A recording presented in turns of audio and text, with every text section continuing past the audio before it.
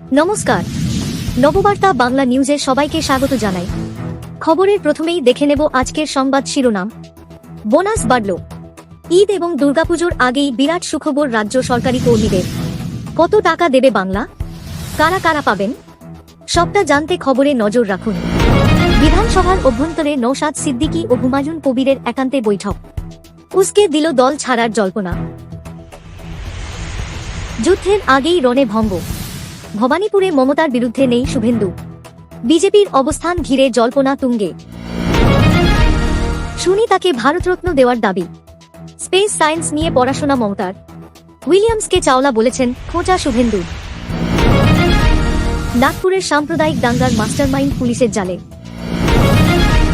বিস্ময়কর ঘটনা, ছাগলের পেটে মানুষের বাচ্চা। শোরগোল মালবাজারে। ধেয়ে আসছে কালবৈশাখী, সঙ্গে তুমুল বৃষ্টি। তছনছ হতে চলেছে পশ্চিমবঙ্গের কোন জেলাগুলি, জানুন আবহাওয়ার বিস্তারিত আপডেট। সংবাদ শিরোনামগুলো শুনছিলেন, এবার জানাবো পুরো সংবাদ। প্রতিদিনের খবরের টাটকা আপডেট পাওয়ার জন্য আমাদের নববার্তা ইউটিউব চ্যানেলটিকে সাবস্ক্রাইব করুন। আসছি বিস্তারিত খবরে। অ্যাডহক বোনাসের ঘোষণা করল পশ্চিমবঙ্গ সরকার। মঙ্গলবার রাজ্য সরকারের তরফে জানানো হয়েছে যে রাজ্য সরকারি কর্মচারীরা কোনোরকম প্রোডাক্টিভিটি লিঙ্ক বোনাস অর্থাৎ কাজের ভিত্তিতে প্রদান করা বোনাস পান না, এবং 2025 সালের 31 মার্চ যাদের মাসিক বেতন 44,000 টাকার কম, তাদের মাথাপিছু সর্বোচ্চ 6,000 টাকা বোনাস দেওয়া হবে বলে রাজ্য সরকারের তরফে জানানো হয়েছে। সেই সঙ্গে নবান্নের তরফে স্পষ্টভাবে জানানো হয়েছে, কর্মচারীরা পুরনো বেতন কাঠামো বা নতুন কাঠামোয় থাকুক না কেন, বোনাস প্রদানের সর্বোচ্চ সীমা হচ্ছে 44,000 টাকা। যাদের মাসিক বেতন 44,000 টাকার বেশি, তারা সেই অ্যাডহক বোনাস পাবেন না। কথায় প্রচলিত আছে চোররা না শোনে ধর্মের কাহিনী। মঙ্গলবার বিধানসভার অলিন্দে সেই প্রমাণ দিলেন মুর্শিদাবাদ জেলার ভরতপুরের তৃণমূল বিধায়ক হুমায়ুন কবির। তার বিতর্কিত মন্তব্যের জন্য দলের শৃঙ্খলা রক্ষা কমিটি চেয়ারম্যান শোভন দেব চট্টোপাধ্যায় ডেকে 15 মিনিট ধরে দলীয় শৃঙ্খলার পাঠ দেন হুমায়ুন কবিরকে। সেখান থেকে বেরিয়ে সাংবাদিকদের মুখোমুখি হয়ে হুমায়ুন কবির বলেন, দলের শৃঙ্খলা দলে সর্বোচ্চ নেত্রী মমতা বন্দ্যোপাধ্যায়ের নির্দেশ তিনি অক্ষরে অক্ষরে মেনে চলবেন। সকল তৃণমূল বিধায়করা স্বস্তির নিঃশ্বাস ফেলে ভাবেন, গত কয়েকদিন ধরে যে বিতর্ক তৈরি হয়েছিল তার বুঝি এবার ইতি ঘটল। কিন্তু না, বিধানসভার অলিন্দে হুমায়ুনের সঙ্গে আইএসএফ বিধায়ক নওশাদ সিদ্দিকীর মুখোমুখি দেখা হতেই দুজনে বেশ কিছুক্ষণ একান্তে বৈঠক করে নিলেন। রাজনৈতিক মহল জানে বরাবরই আইএসএফ নেতা ও বিধায়ক নওশাদ সিদ্দিকী মমতা বন্দ্যোপাধ্যায়ের বিরোধী। সোমবার ফুরফুরা শরীফে তাকে ইফতারে নিমন্ত্রণ জানানো হলেও তিনি সেখানে উপস্থিত হননি। মঙ্গলবার বিধানসভায় একান্তে নওশাদ সিদ্দিকী ও হুমায়ুন কবিরের এই বৈঠক ভরতপুরের তৃণমূল বিধায়কের দল ছাড়ার জল্পনাকে আরও উস্কে দিল। 2026 সালের বিধানসভা নির্বাচন ঘিরে ইতিমধ্যেই রাজ্য রাজনীতিতে উত্তাপ ছড়িয়েছে। তবে বড় প্রশ্ন, ভবানীপুরে মুখ্যমন্ত্রী মমতা বন্দ্যোপাধ্যায়ের বিরুদ্ধে কি সত্যিই প্রার্থী হচ্ছেন না শুভেন্দু অধিকারী। শুভেন্দু স্পষ্টভাবে জানিয়েছেন বিজেপি ভবানীপুরে প্রার্থী দেবে এবং মমতাকে হারাবে, কিন্তু নিজে কি তিনি লড়বেন, সেই প্রশ্নের সরাসরি উত্তর দেননি তিনি। ফলে রাজনীতির অন্দরমহলে গুঞ্জন শুরু হয়েছে, শুভেন্দু কি ভবানীপুরের লড়াই থেকে সরে আসছেন। সাংবাদিকদের মুখোমুখি হয়ে শুভেন্দু অধিকারী বলেন, মমতা বন্দ্যোপাধ্যায় আমার কাছে নন্দীগ্রামে হেরেছেন, এবার ভবানীপুরেও হারাবো। 2026 সালে উনি বাংলার এক্স চিফ মিনিস্টার হিসাবে পরিচিত হবেন। এই মন্তব্য ইঙ্গিত দেয় যে তিনি ভবানীপুরে লড়াই না করলেও বিজেপি অন্য কোনো প্রার্থীকে মমতার বিরুদ্ধে দাঁড় করাবে। শুভেন্দু কি শেষমেশ লড়বেন নাকি অন্য কোনো বিজেপি প্রার্থী মমতার বিরুদ্ধে প্রতিদ্বন্দ্বিতা করবেন, সেটাই এখন দেখার বিষয়। মহাকাশ থেকে 9 মাস পর ফিরেছেন ভারতীয় বংশোদ্ভূত নাসার নভশ্চর সুনিতা উইলিয়ামস। তারপর থেকেই শুভেচ্ছার জোয়ারে ভাসছেন তিনি। বুধবার সুনিতাকে অভিনন্দন জানিয়েছেন পশ্চিমবঙ্গের মুখ্যমন্ত্রী মমতা বন্দ্যোপাধ্যায়ও। আর এবার সুনিতাকে ভারতরত্ন সম্মান দেওয়ার দাবি তুললেন মমতা। একই সঙ্গে বললেন, মহাকাশ বিজ্ঞান নিয়ে পড়াশোনাও করেছেন তিনি। এদিন বিধানসভায় হাজির হয়ে মমতা বলেন, এই যে শারীরিক দুর্যোগ গেছে তাদের প্রত্যেককে এবং রেস্কিউ টিমকে ধন্যবাদ ও কৃতজ্ঞতা। কল্পনা চাওলাও গেছিল, ফিরতে পারেনি।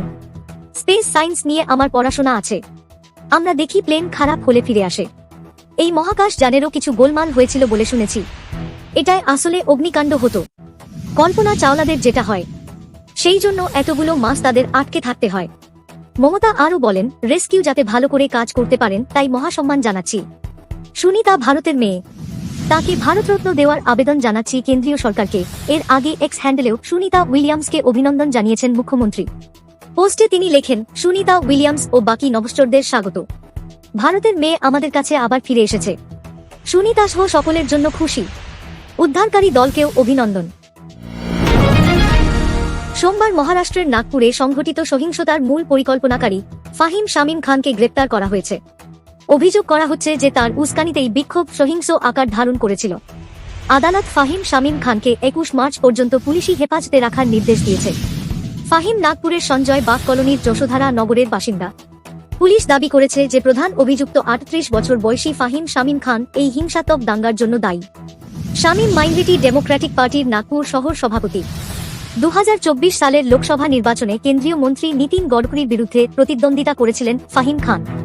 কিছুদিন আগে বিশ্ব হিন্দু পরিষদ এবং বজরং দল হুমকি দিয়েছিল, যদি সরকার ঔরঙ্গজেবের সমাধি না সরায় তাহলে বাবরির মতো একই পরিণতি হবে। ঘটে গেল অবাক করা কাণ্ড। সব্বাইকার মনে বিস্ময়ের অন্ত নেই। কথা হচ্ছে এক ছাগল ছানাকে ঘিরেই। এক ছোট্ট ছাগল ছানার জন্মকে কেন্দ্র করেই কুলুস পড়ে গেল গ্রামে। ছোট্ট ছাগল ছানা জন্ম নিল, তবে কপালে তার দুটো চোখ। এমনই এক বিরল ঘটনার সাক্ষী থাকল ক্রান্তি ব্লক। মালবাজার এমন এক জায়গা যেখানে হাতি থেকে বাঘ এমনকি সাপেরও দেখা মেলে খুব সহজে। অত্যন্ত অবাক করা দৃশ্য আনার এটি এক আজব এবং বিরল ঘটনাও বটে। এক ছোট্ট ছাগল ছানার জন্ম নিল কপালে দুটো চোখ নিয়ে, শুধু কি তাই, তার জিভটাও অনেকটা লম্বা। এমনই এক বিরল চেহারা নিয়ে জন্ম নিল ছাগল ছানা। আর সেই বিরল ঘটনার কথা শুনে গ্রামবাসীরা রীতিমতো সেখানে ছুটছেন সেই ছাগল ছানাকে দেখতে। ঘটনা প্রসঙ্গে জানা যায়, মালবাজার মহকুমার ক্রান্তি ব্লকে পূর্বধলাবাড়ির বাসিন্দা ফজলুল হকের ছাগল বাচ্চা দিয়েছে। তবে সেই বাচ্চাটি একেবারেই ভিন্নরকম দেখতে, ঠিক যেন মানুষের মতো দেখতে তার মুখ। এরকম ছাগল ছানার জন্ম নেওয়ার ঘটনার কথা জানাজানি হতেই প্রচুর মানুষের ভিড় জমে যায় তার বাড়িতে। প্রত্যক্ষদর্শী মফিজুল আলম বলেছেন, এর আগে কোনদিন আমরা আমাদের গ্রামে এরকম ঘটনা দেখিনি। এবার এই প্রথমবার দেখছি যে ছাগল ছানাটির কপালে দুটো চোখ রয়েছে। এখনো ছাগল ছানাটি জীবিত রয়েছে, তাই আমরা তাকে দুধ খাওয়াচ্ছি যেন বেঁচে থাকে। এবার নজর রাখবো আজকের আবহাওয়ার খবরে। চৈত্রের শুরুতে অস্বস্তিকর গরমে নাজেহাল বঙ্গবাসী। মার্চের মধ্যভাগ থেকে বৃষ্টির অপেক্ষায় চাতক পাখির মতো অবস্থা সকলের। এর মাঝেই স্বস্তির খবর দিল আলিপুর আবহাওয়া দপ্তর। বুধবার সন্ধ্যায় দক্ষিণবঙ্গের জেলায় জেলায় ঝড় বৃষ্টির পূর্বাভাস দিয়েছে। কোনো কোনো জেলায় শিলাবৃষ্টির সম্ভাবনাও রয়েছে। বৃহস্পতিবার কালবৈশাখীর সম্ভাবনা। উত্তরবঙ্গেও বজ্রবিদ্যুৎ সহ ঝড় বৃষ্টি হতে পারে। হাওয়া অফিস বলছে, বৃহস্পতিবার থেকে রবিবার দক্ষিণবঙ্গের প্রায় সব জেলাতেই বজ্রবিদ্যুৎ সহ বৃষ্টির সম্ভাবনা রয়েছে। আলিপুর হাওয়া অফিস জানাচ্ছে, বুধবার 19 মার্চ পশ্চিমের জেলায় বজ্রবিদ্যুৎ সহ হালকা বৃষ্টির সম্ভাবনা রয়েছে। বৃহস্পতিবার থেকে রবিবার টানা 4 দিন দক্ষিণবঙ্গের 15টি জেলাতেই বজ্রবিদ্যুৎ সহ বৃষ্টি হওয়ার সম্ভাবনা রয়েছে। দক্ষিণবঙ্গের বাকি 12টি জেলায় হলুদের পাশাপাশি কমলা সতর্কতাও জারি করা হয়েছে। কলকাতা, পুরুলিয়া এবং পশ্চিম বর্ধমানে হলুদ সতর্কতা জারি হয়েছে। বাঁকুড়া, ঝাড়গ্রাম, পশ্চিম মেদিনীপুর, পূর্ব বর্ধমান, হাওড়া ও হুগলিতে কালবৈশাখীর সম্ভাবনা রয়েছে। সব জেলাতেই বিক্ষিপ্তভাবে বৃষ্টি হবে। টানা ভারী বর্ষণের কোনো পূর্বাভাস দেওয়া হয়নি আবহাওয়া দপ্তরের তরফে। দক্ষিণবঙ্গে বৃহস্পতি এবং শুক্রবার 40 থেকে 50 কিলোমিটার প্রতি ঘন্টা বেগে দমকা হাওয়া বইতে পারে। কোনো কোনো জেলায় তা 50 থেকে 60 কিলোমিটার প্রতি ঘন্টা বেগেও বইতে পারে। কোথাও কোথাও শিলাবৃষ্টিও হতে পারে। ঝড় বৃষ্টির সম্ভাবনা রয়েছে। বৃষ্টির হাত ধরে আগামী 5 দিন রাজ্যে 2 থেকে 4 ডিগ্রি পারদ পতন ঘটতে পারে। কলকাতায় মনোরম থাকবে আবহাওয়া। পরবর্তী সংবাদ দেখার আমন্ত্রণ জানিয়ে এখনকার মতো শেষ করছি। নববার্তা বাংলা সংবাদ দেখতে এবং অথেন্টিক টাটকা খবরের জন্য চ্যানেলটিকে সাবস্ক্রাইব করে রাখুন। ধন্যবাদ সবাইকে।